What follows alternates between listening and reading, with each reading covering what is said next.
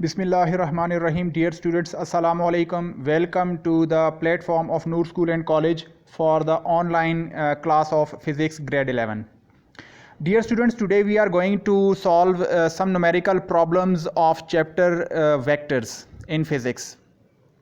Okay, in the previous lecture, we discussed the important short questions and MCQs. In this lecture we are going to solve some numerical problems of the chapter vectors. Okay, dear students, question number 1, it is said that a ship leaves the port P and travels 30 km due north. Then it changes its course and travels 20 km in direction 30 degrees east of north to reach point R. Calculate the distance from P to R. अगर आप question को समझें तो ये कहता है कि एक शिप है जो पॉइंट P से स्टार्ट करती है और पॉइंट Q की तरफ जाती है, नॉर्थ की तरफ. ये ऊपर की डायरेक्शन नॉर्थ की तरफ है. Q से फिर वो राइट साइड पर टर्न लेकर इस एक्सिस के साथ 30 डिग्रीज का एंगल बनाकर पॉइंट R की तरफ जाती है. तो displacement from P to Q is D1 and displacement from Q to R is D2, angle 30 degrees. तो ये इसका स्टार्टिंग पॉइंट है, ये R इसका फाइनल पॉइंट है. तो what is the displacement P से R तक, ये जो रिजल्टेंट है या डिस्प्लेसमेंट है, ये हमने फाइंड आउट करना है. एक डिस्प्लेसमेंट P से Q है, दूसरा Q से R है. तो P और R का जो डिस्प्लेसमेंट है वो हमने फाइंड आउट करना है. Okay dear students, you can see that इसका सोल्यूशन देखें. हम ये इमेजिन कर लेते हैं कि let us call that 5 kilometre is equal to 1 centimetre, कि हम ग्राफ पेपर के ऊपर जो लाइन ड्रॉ करेंगे उसका 1 सेंटीमीटर 5 किलोमीटर के इक्वल होगा. अगर 5 किलोमीटर 1 सेंटीमीटर के इक्वल है तो 20 किलोमीटर 4 सेंटीमीटर बन जाएगा. देखें 4 5 आर 20. इसी तरीके से 30 kilometre is equal to 6 centimetre, 6 5 are 30. इसको स्केलिंग कहते हैं कि हम ग्राफ पेपर के ऊपर किस तरह स्केलिंग करते हैं. Displacement from P to Q, P से लेकर Q तक ये जो डिस्प्लेसमेंट है it is given 30 kilometre which on the scale is 6 centimetre. तो ग्राफ पेपर के ऊपर आप 6 सेंटीमीटर की लाइन ड्रॉ करें. Similarly displacement from Q to R, अब Q से R की जो डिस्प्लेसमेंट है वो कितनी है? Displacement from Q to R वो गिवन है 20 किलोमीटर्स. ठीक है, 20 किलोमीटर्स और एंगल वो कितना बना रही है? 30 डिग्रीज, ये वाला angle, which is on the scale 4 centimetre. तो Q से R तक 4 सेंटीमीटर की लाइन ड्रॉ करें 30 डिग्रीज का एंगल बनाकर.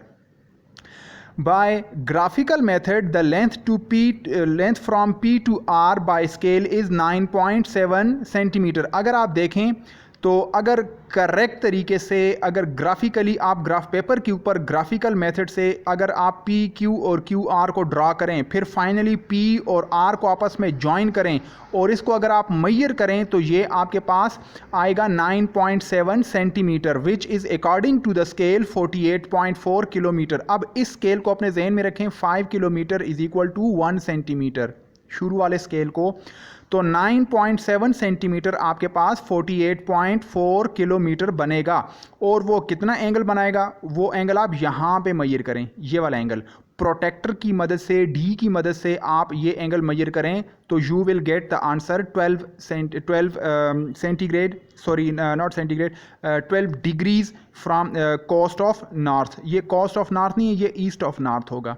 ये बुक में गलत लिखा हुआ है, ईस्ट ऑफ नॉर्थ. तो जिस तरह ये ईस्ट ऑफ नॉर्थ है, यानी नॉर्थ के ईस्ट की तरफ, दाएं तरफ, तो ये east of north 12 degrees east of north होगा. तो 48.4 kilometre is the length of this resultant and the angle that it makes from the north side is 12 degrees. Okay, now question number 2. A certain corner of the room is selected as origin. of the rectangular coordinate system. If an insect is sitting on an adjacent wall at the point whose coordinates are 2, 1, 0 in units of meter, what is the distance of the insect from the corner of the room? ये कह रहा है कि आप फर्ज करें किसी room का कोई कोना है, तो उसका एक साइड है एक्स एक्सिस, उस रूम की लंबाई, उस रूम की ऊंचाई और उसकी चौड़ाई। तो 3 एक्सेस होते हैं, एक्स, वाई और जेड। एक दीवार के ऊपर एक इंसेक्ट या मक्खी बैठी हुई है जिसके कोऑर्डिनेट्स हैं 2, 1, 0।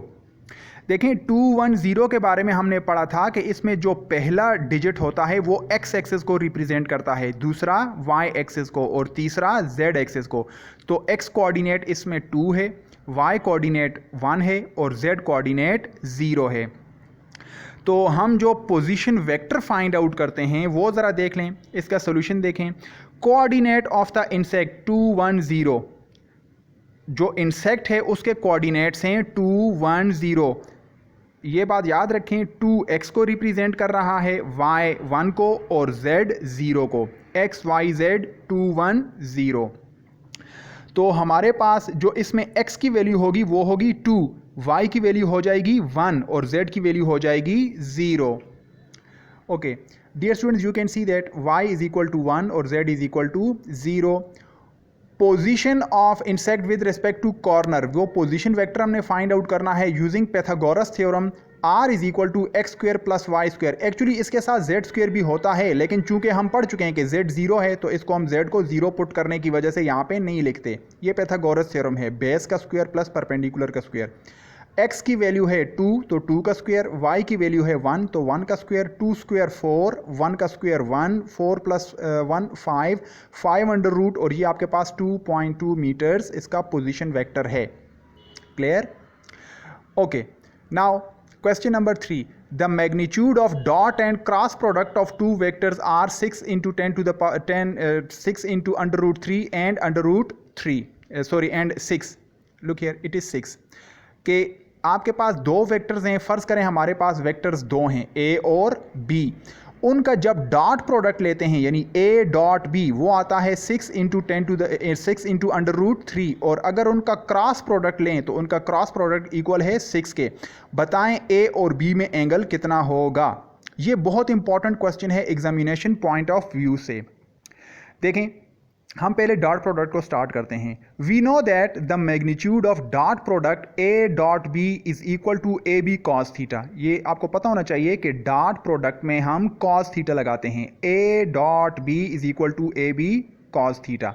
इससे आप कॉस थीटा की वैल्यू निकालें तो cos theta is equal to A dot B divided by A B. ये देखें ए बी को अगर इस साइड पर ले आएँ तो ए डॉट बी के नीचे डिवाइड हो जाएगा, इधर कॉस थीटा रह जाएगा। अब देखें a डॉट बी की वैल्यू ऊपर गिवन है 6 इंटू अंडर रूट 3 और नीचे है A B. The magnitude of cross product, इसको आप कहें इक्वेशन नंबर 1।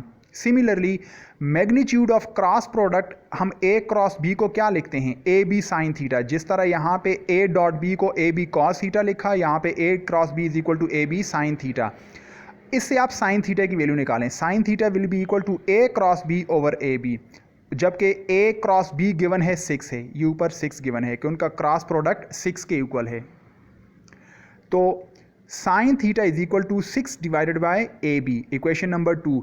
अब इक्वेशन 2 को 1 से डिवाइड करें। जब इक्वेशन 2 को 1 से डिवाइड करेंगे तो sine theta divided by cos theta, sine की वैल्यू 6 ओवर ए बी और कॉस की value 6 under root 3 over A B. जब आप इसको सॉल्व करेंगे हम जानते हैं कि sine theta divided by cos theta वो टेंजेंट के इक्वल होता है। तो ये लेफ्ट जो साइड है ये वाली sine theta over cos theta ये टेंजेंट है। Tangent theta is equal to 6 multiply 6 over A B यूँ लिखें। ये नीचे वाला जो डिवाइड है ये उलट जाएगा ए बी ओवर दिस, तो ए बी और ए बी ये कैंसिल हो जाएंगे, 6 ओवर 6 अंडर रूट 3 रह जाएगा। तो 6 के साथ कैंसिल हो जाएगा। Tangent theta is equal to 1 over under root 3।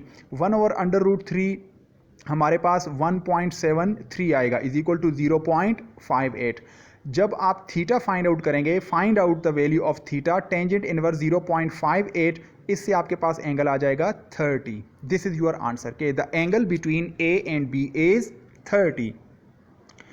Okay, now question number 4, A load of 10 Newton is suspended from a cloth line. This distorts the line so that it makes an angle 15 with the horizontal at each end. Find the tension in the cloth line. ये question है कि फ़र्ज़ करें आपके घर में कोई कपड़े डालने वाली कोई तार है जिसके ऊपर आप कपड़े खुश्क करने के लिए डालते हैं, वो ये वाली लाइन है, और इसके साथ जब आप कोई वज़न बांध देते हैं, ये वाला वेट, तो जाहिर है ये वायर अब स्ट्रेट तो नहीं रहेगी बल्कि थोड़ी सी इस तरह इसमें वी बन जाएगा, तार नीचे की तरफ बेंड हो जाएगी।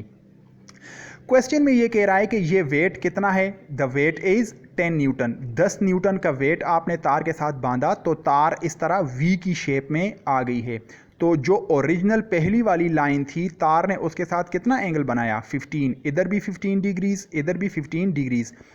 और अगर आप ये इमेजिनरी लाइन ये वाली कंसिडर करें, ये नीचे वाली, अब ये वाली लाइन और ये ऊपर वाली लाइन वो दोनों पैरेलल हैं, तो अपोजिट एंगल्स जो होते हैं, ये अगर 15 है तो इसके अपोजिट ये वाला भी 15 होगा, ये 15 है तो ये वाला भी 15 होगा। ये जो वायर है, इस वेट की वजह से उसमें खिंचाव या टेंशन प्रोड्यूस होगी, इसको कहें T1 और इसको कहें T2। अब हम जानते हैं कि tension is a vector quantity, और वेक्टर क्वांटिटी को उसके रेक्टेंगुलर कंपोनेंट्स में डिवाइड किया जा सकता है। एक ये इसका y कंपोनेंट हो जाएगा, ये इसका x कंपोनेंट हो जाएगा। इसी तरीके से इस साइड पर ये जो टेंशन है, ये वाला इसका y कंपोनेंट हो जाएगा और ये वाला इसका x कंपोनेंट हो जाएगा। तो हम x कंपोनेंट और y कंपोनेंट इन दोनों का फाइंड आउट कर सकते हैं। सॉल्यूशन, वेट कितना है, 10 न्यूटन, वो वेट जो यहाँ पे हैंग किया हुआ है, लटकाया हुआ है। θ1 is equal to theta is equal to 15, ये वाले एंगल, ये 15 है, ये भी 15 है, तो इसका अपोजिट ये वाला 15 है और इसका अपोजिट ये वाला 15 है, तो एंगल 15 गिवन है। Let the tension in the cloth line be T1 and T2। फर्ज करें इस साइड पर टेंशन T1 है, इस साइड पर टेंशन T2 है। तो जब हम दोनों टेंशन्स को उसके रेक्टेंगुलर कंपोनेंट्स में ड्रॉ करेंगे तो T1x, you can see that it is x लिखा हुआ है, T1x is equal to T1 और cos थीटा हम लगाते हैं x के लिए। इसी तरीके से T1y, y कंपोनेंट के साथ आएगा sine theta, T1y is equal to T1 sine theta. Similarly 2 के लिए हो जाएगा T2x is equal to T2 cos theta 2 और T2y जो है वो T2 साइन थीटा 2 हो जाएगा। यानी कि 1 और 2 दोनों को हमने cos और साइन कंपोनेंट्स में डिवाइड किया। Using first condition of equilibrium, equilibrium को अगर आप यूज़ करें फर्स्ट कंडीशन फोर्सेस के बारे में है कि तमाम फोर्सेस एक दूसरे को बैलेंस आउट कर देंगी, ठीक है। तो टेंशन एक फोर्स है जिसकी वजह से हम फर्स्ट कंडीशन को यूज़ कर सकते हैं।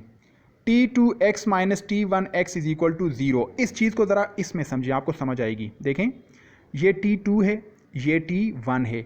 T1 का अगर आप x कंपोनेंट देखें, वो ये वाला है लेफ़्ट की डायरेक्शन में, और T2 का जो x कंपोनेंट है वो राइट की डायरेक्शन में है। तो क्या ये वाला कंपोनेंट और ये वाला कंपोनेंट अपोजिट डायरेक्शन में नहीं है? एक राइट की तरफ है, एक लेफ़्ट की तरफ है, तो दोनों कैंसिल आउट हो जाएंगे। लेकिन इन दोनों टेंशन्स के y कंपोनेंट देखें, T2 का y कंपोनेंट भी ऊपर की तरफ है, T1 का भी y कंपोनेंट ऊपर की तरफ है, और ये दोनों एक दूसरे को कैंसिल आउट नहीं कर सकते, ये ऊपर की डायरेक्शन में दोनों जा रहे हैं। तो जितना वेट होगा उसको ये दोनों कंपोनेंट्स सपोर्ट करेंगे। तो y कंपोनेंट कैंसिल नहीं हो रहे, x कंपोनेंट दोनों के कैंसिल हो रहे हैं। दैट इज़ वाई ये देखें, T2 का x कंपोनेंट और T1 का x कंपोनेंट सेम है, अपोजिट डायरेक्शन में हैं, तो वो एक दूसरे को कैंसिल आउट करेंगे 0। लेकिन y कंपोनेंट को देखें, if you look at the y component, ये वही बात आ गई। देखें, T2 cos theta 2 is equal to 0। बहरहाल अगर इसको सॉल्व अगर आप ना भी करें तो आखिर में देखें T2 is equal to T1, दोनों टेंशन आपस में इक्वल हैं।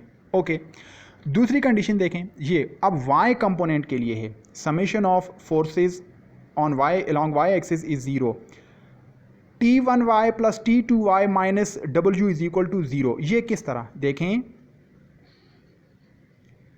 दो y कंपोनेंट, एक हो जाएगा T2 sine theta, the other one is T1 sine theta, and weight is acting downward.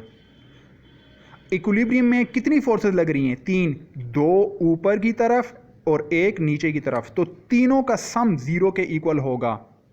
ये देखें T1y प्लस T2y ये दोनों ऊपर की तरफ लग रही हैं, वेट इज डाउनवर्ड यानी वेट की डायरेक्शन अपोजिट है, इसलिए इसके साथ माइनस लगाया इज इक्वल टू 0।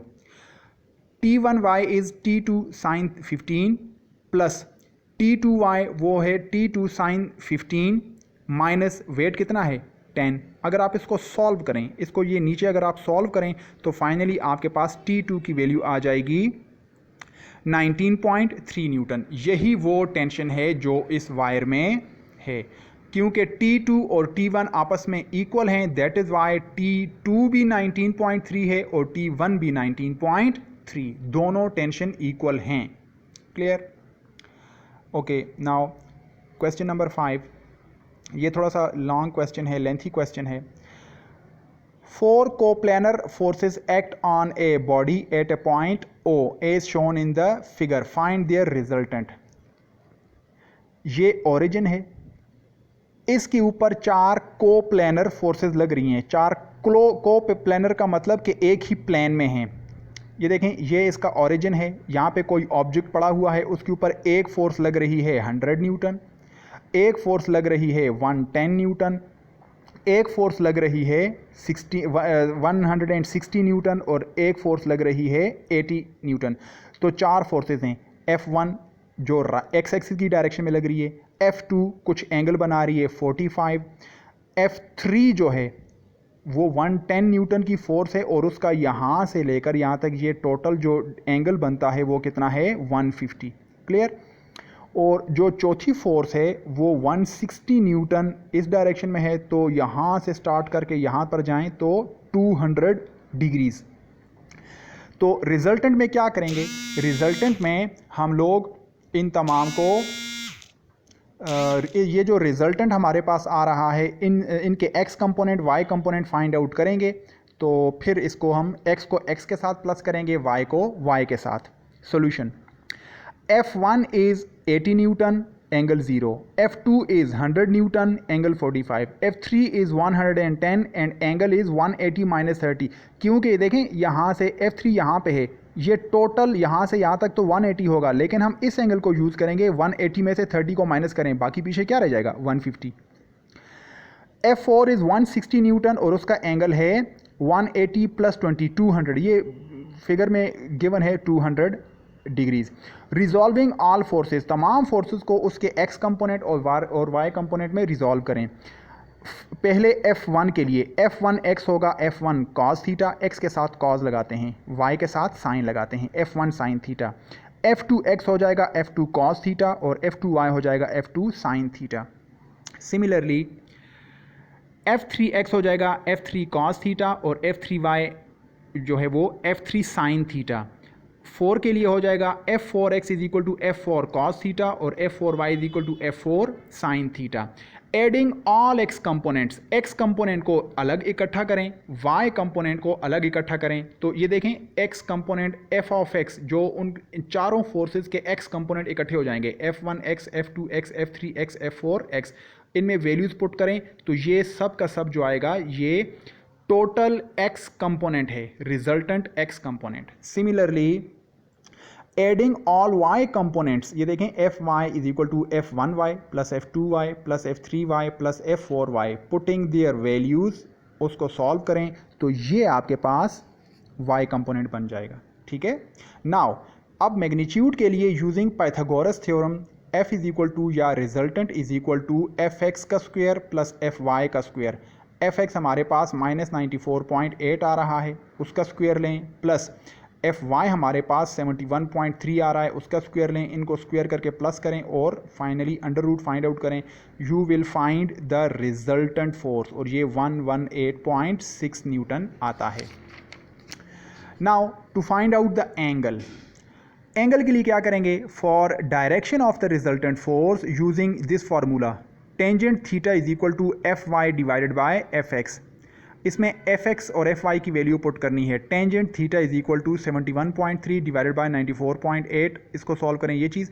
अब एंगल जब फाइंड आउट करना है तो टेंजेंट को दूसरी साइड पर ले आएँ, टेंजेंट इनवर्स 0.753 और ये एंगल आएगा 37 डिग्रीज। क्लियर? अभी आप देखें, as the x component of resultant force is negative and its y component is positive, the resultant force is lying in the second quadrant, for which the direction of resultant force is, जो second quadrant में आ रहा है तो उसमें से 180 degrees में से minus करेंगे, रिमेनिंग हमारे पास 143 डिग्रीज हो जाएगा। 143 डिग्री ये सेकंड क्वाड्रेंट में आता है। Okay, dear students, wish you all the best. Please make your notes and write these numericals, these topics in your book. Thank you very much.